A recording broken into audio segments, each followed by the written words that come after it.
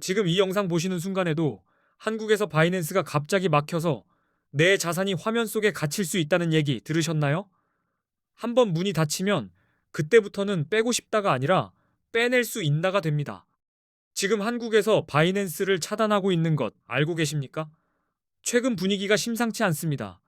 그냥 불편한 수준이 아니라 접속 자체가 흔들리는 단계로 넘어가고 있어요. 실제로 한국에서 바이낸스 같은 미신고 해외 가상자산 거래소 앱이 구글 플레이 스토어에서 다운로드와 업데이트가 차단됐습니다. 금융당국 압박으로 접속 제한 조치도 진행 중인 상황입니다.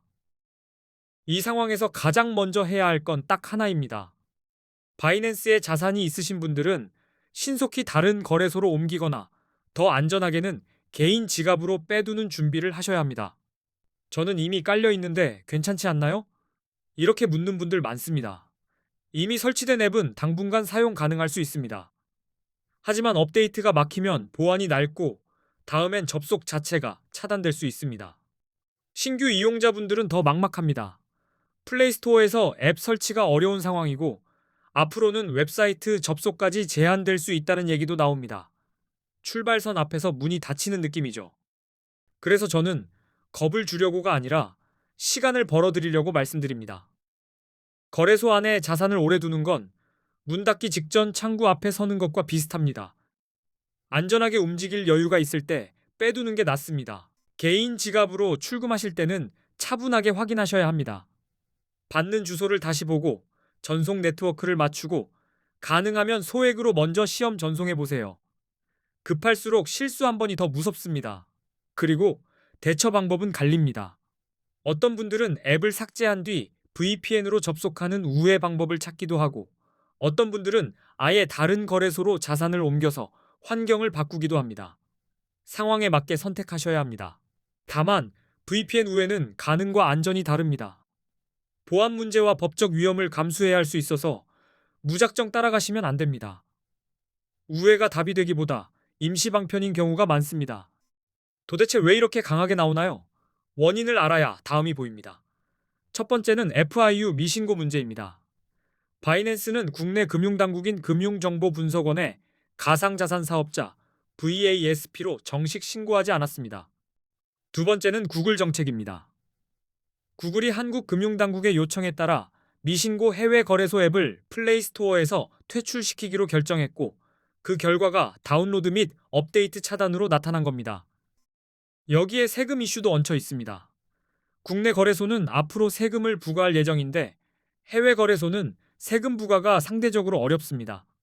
그래서 금융당국이 더 강하게 조치에 나선 것으로 보입니다. 그럼 국내 거래소로 가면 편하겠네요 라고 생각하실 수 있습니다. 대안이 될 수는 있습니다. 하지만 선물 거래를 하시는 분들 입장에선 현실적으로 제약이 큽니다. 국내 거래소는 레버리지 사용이 불가능합니다. 그리고 거래 수수료도 더 높게 느껴질 때가 많고 추후 세금 부과까지 예정돼 있습니다. 그래서 선물 단타 관점에서는 국내 거래소 이용을 추천드리기 어렵. 대신 지금 이번 사태로 한국인들이 가장 많이 가입하고 이동하고 있는 거래소 5곳을 비교 분석해 두었습니다. 사람들이 실제로 어디로 움직이는지 흐름을 따라가야 선택이 빨라집니다. 그 5거래소는 공통적으로 원화 입금이 가능하고 한글 지원도 가능합니다. 수수료도 비교적 저렴한 쪽으로 묶어놨고 가입 시 $100를 지급하는 이벤트를 진행하는 곳도 포함되어 있습니다. 거래소 이름과 조건, 옮길 때 체크할 포인트는 고정 댓글에 정리해 두었습니다. 지금처럼 상황이 흔들릴 때는 정보 찾느라 시간을 날리기보다 한 번에 확인하고 움직이시는 게 좋습니다. 자, 이제부터는 코인 선물 거래의 기본적인 단타법으로 넘어가겠습니다. 결국 돈을 가르는 건 방향 맞추기보다 언제 들어가고 언제 나오는지입니다. 타이밍이 흐리면 실력도 흐려집니다. 비트코인 같은 암호화폐는 변동성이 매우 큽니다. 그래서 진입 타이밍이 중요합니다. 먼저 롱 포지션과 숏 포지션이 뭔지 아주 간단히 잡고 그 다음에 언제 롱, 언제 숏인지 신호를 보겠습니다. 롱 포지션은 비트코인 가격이 오를 거라고 예상해서 매수 쪽으로 진입하는 겁니다.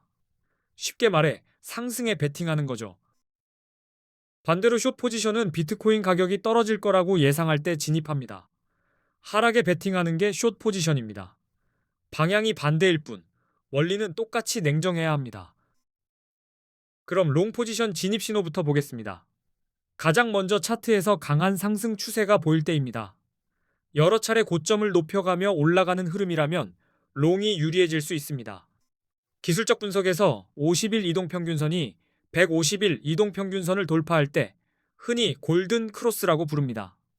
많은 트레이더가 이걸 강한 상승 신호로 해석합니다. 거래량도 같이 봐야 합니다.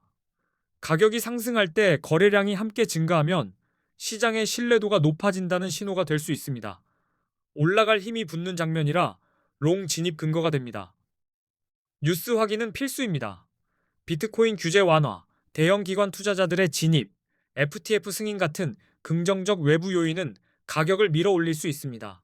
이런 뉴스가 나올 때 롱이 유리할 수 있습니다. 이제 숏 포지션 진입 신호를 보겠습니다.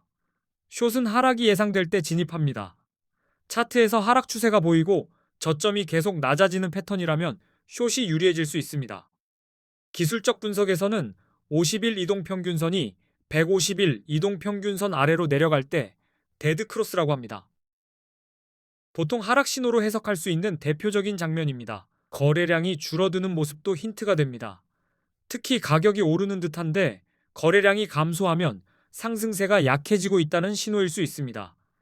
이때는 하락 전환 가능성을 보고 숏 근거로 삼기도 합니다. 부정적인 뉴스도 가격 하락에 영향을 줍니다.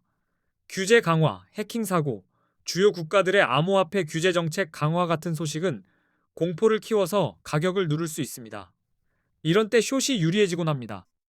보조 지표도 같이 쓰시면 판단이 더 또렷해집니다.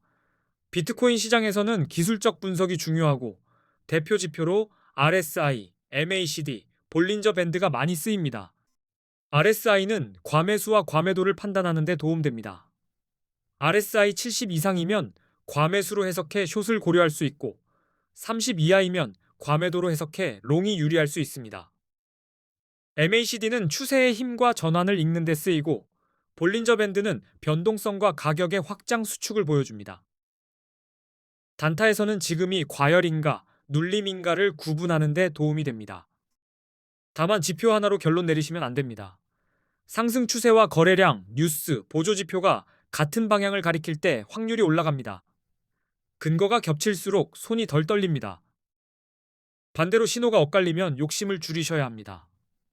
차트는 애매한데 뉴스는 나쁘고 거래량도 힘이 없고 RSI만 높다? 이런 날은 안 들어가는 게 실력입니다. 결국 롱은 상승 추세와 긍정적 신호를 확인하고 들어가야 하고 숏은 하락 추세와 부정적 신호가 근거가 되어야 합니다. 감으로 찍는 순간 시장은 그 감정을 그대로 비용으로 바꿔버립니다. 그리고 다시 현실 얘기로 돌아가겠습니다. 바이낸스 차단 흐름은 이미 시작됐습니다. 다운로드와 업데이트가 막혔다는 건 첫 단추이고 다음은 접속 제한이 될 수 있습니다. 그래서 자산을 옮길 분들은 늦게 움직일수록 선택지가 줄어듭니다. 지금은 비교도 하고 테스트도 할 시간이 있지만 막힌 다음에는 어떻게든이 됩니다. 그때는 수수료보다 공포가 더 비쌉니다. 제가 정리해둔 5거래소 비교표는 고정 댓글에서 바로 확인하실 수 있습니다. 원화 입금 가능 여부, 한글 지원, 수수료 체감, 이벤트까지 한눈에 보이게 해놨습니다. 고정 댓글에는 거래소 이동할 때 도움이 되는 꿀팁도 같이 정리해두었습니다. 급할수록 디테일 하나가 자산을 지켜주니까요. 오늘 내용 보셨다면 댓글도 꼭 확인해주세요. 이 영상이 코인 단타에 도움이 되셨습니까? 롱과 숏이 더 이상 감이 아니라 근거로 보이기 시작하면 그때부터 속도가 붙습니다. 앞으로도 선물 거래를 처음 시작하는 분들이 길을 잃지 않도록 핵심만 쉽고 빠르게 풀어서 올리겠습니다. 끝까지 시청해 주셔서 감사합니다.